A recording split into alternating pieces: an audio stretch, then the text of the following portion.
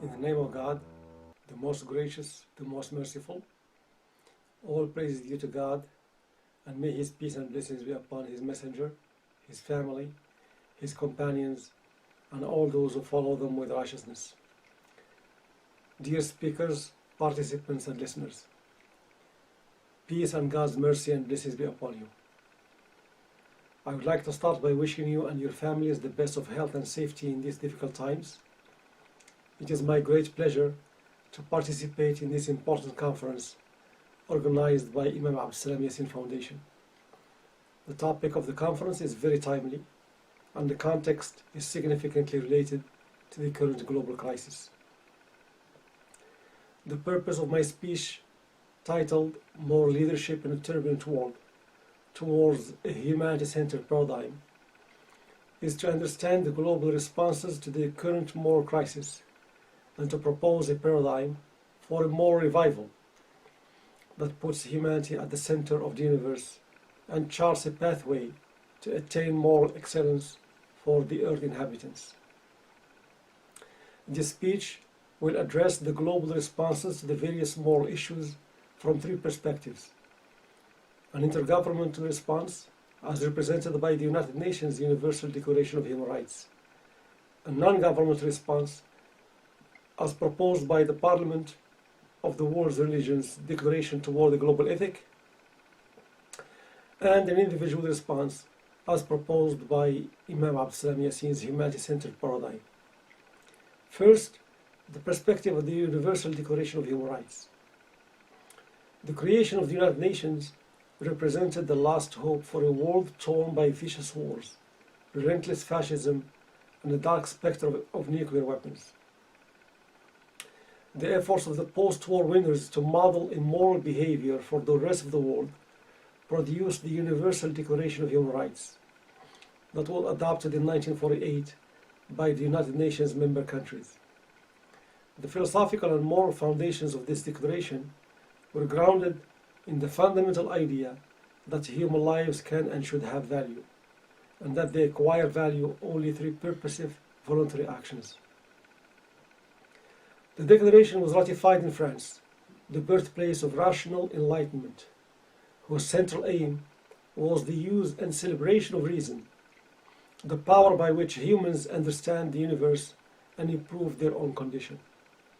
The goals of rational humanity, according to rational enlightenment, are knowledge, freedom, and happiness. Not surprisingly, the preamble language of the Universal Declaration was in tandem with the French Declaration of the Rights of Man and of the Citizen and the American Declaration of Independence, both of which emphasize the individual's inalienable rights to freedom, equality, and the pursuit of pleasure and happiness. The Universal Declaration is considered as a common standard of achievement for all peoples and all nations, and represents a clear affirmation of the signatory countries that the post-war world will be humanistic and that the abject disregard for human rights is a thing of the past. However, perusing the document and its 30 articles reveals that keywords such as right and freedom are mentioned more than the words respect and dignity. But the word moral is only cited in the context of copyright protection. Even though the word religion is cited several times, the Universal Declaration does not mention the word God at all, which represents a clear adherence to its rationally oriented predecessors. In addition to the Universal Declaration, the United Nations adopted the Geneva Conventions that set protections for civilians and prisoners in times of war. The Fourth Convention lists rules that prohibits violence to life and person, attacks against personal dignity, and collective punishment. The history of conflicts since the end of the Second World War shows little regard for these conventions, despite the establishment of the War Crimes Tribunal and the prosecution of some war criminals. Despite the efforts of the United Nations to intervene in conflicts and de-escalate tensions between countries, it has failed to implement the Universal Declaration of Human Rights and enforce the Geneva Conventions to the full extent of the law. The examples of its failure are countless and prove that this intergovernmental organization has lost its moral campus and temporal authority over national governments and their citizens.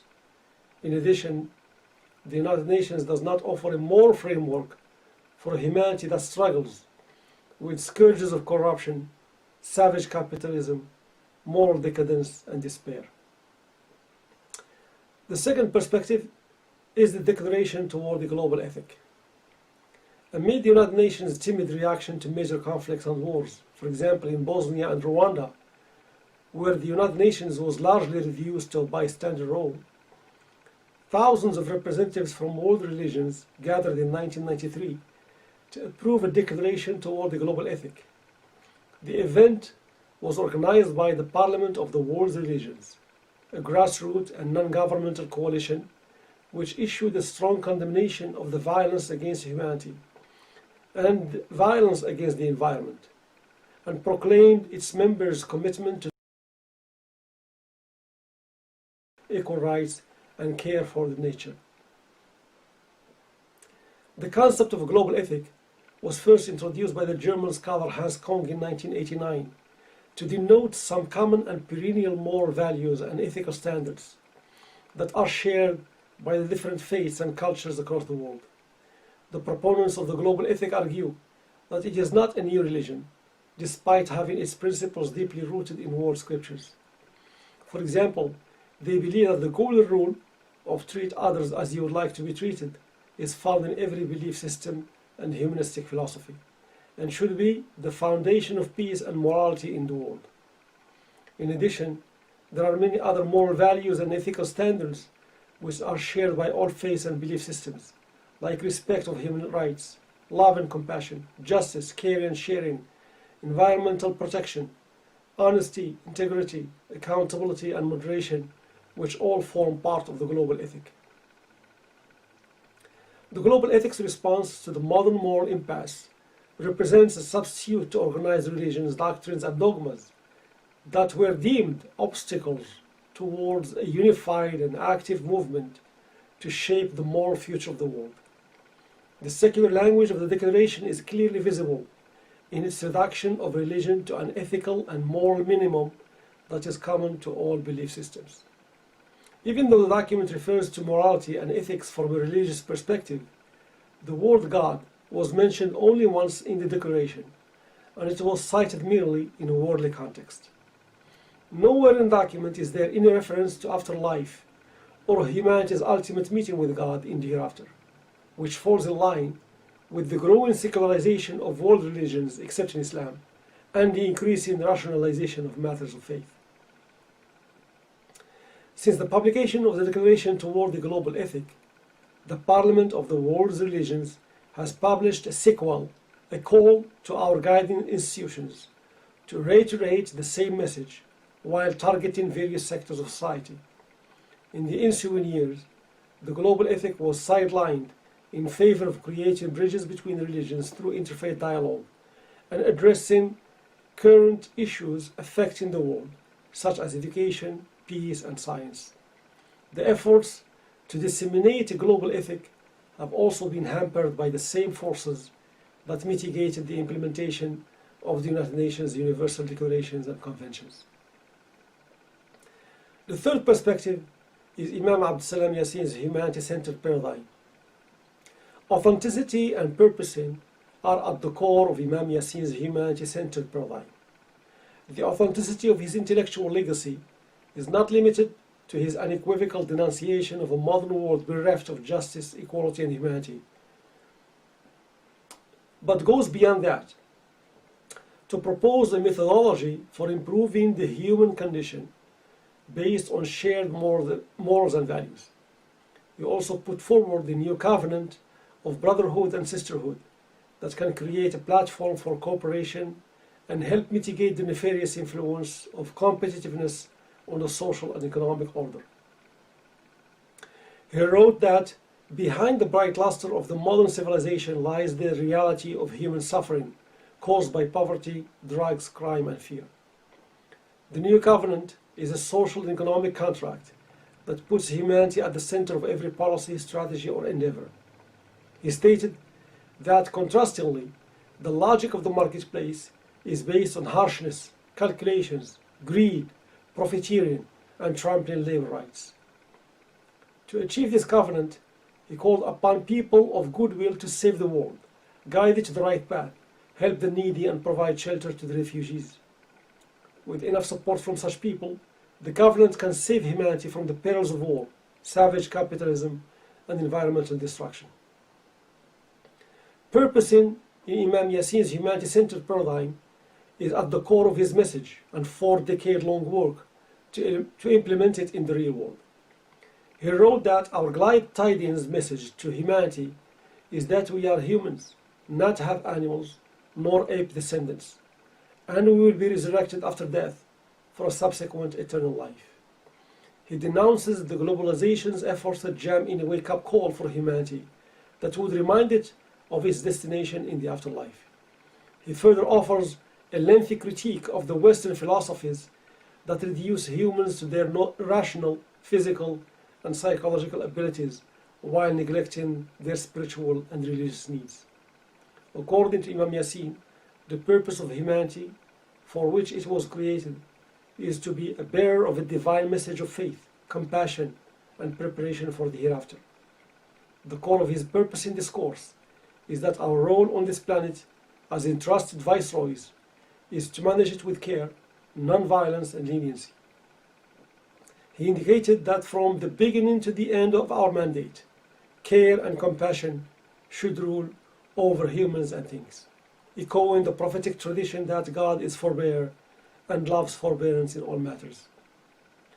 Another characteristic of Imam Yassine's humanity-centered paradigm is repurposing, which serves as a compass for guiding the thought process among Muslims and redressing misconceptions about value-laden ideas and principles. For example, on the question of human rights, the Imam's writings and speeches present him as a staunch defender of human dignity and sanctity of life. Nowhere in his collection of 40 books does he advocate for violence against humans, animals, or nature. On the contrary, his thought on this subject is very close to the Universal Declaration of Human Rights and the Declaration toward the Global Ethic. The only difference is repurposing the meaning of human rights and prioritizing them to be aligned with his humanity-centered paradigm, which connects this life to the next one through spiritual awakening and looks at the human being as a free-willed agent on a birth-to-resurrection continuum. The first example of Imam Yassine's repurposing of the universal human rights is his argument that the main right for human beings is to know the truth about their afterlife and to have real answers to their perennial existential questions, such as, where did we come from? Who created us? What is the purpose of life? What is the destination after death? And how to live a worthy life. In his seminal book, Justice and Islamism and Power, he made it obligatory upon Muslims to stand up for all human rights, as long as they do not contradict the principles of Islam. And he further explains that his rationale for fighting for universal human rights is based on religious grounds, in addition to other humanistic considerations. In conclusion, the failure of governments and world organizations to mitigate the effects of military conflicts, misery, and environmental ruin have contributed to a global moral impasse that is still confounded by the degradation of human values under a relentless and savage capitalism. The Universal Declaration of Human Rights and the Declaration toward the Global Ethic represented lights of hope and serious global responses to these failures. However, the building blocks of these declarations are secular in nature and are devoid of any reference to the ultimate human reality, which is life after death and accountability before divine justice. Imam Yassine's humanity-centered paradigm presents an alternative theory in use with authenticity and purposing that connects human life to its destined abode in the hereafter. He further extends human rights to include the basic right to know the Creator and to find answers to humanity's most pressing existential questions. Thank you very much for listening. I ask Almighty God to grant you success in your conference And may his prayers and peace be upon his Prophet. God bless him and grant him peace, his family, his companions, and all those who follow them with righteousness. Peace and God's mercy and blessings be upon you.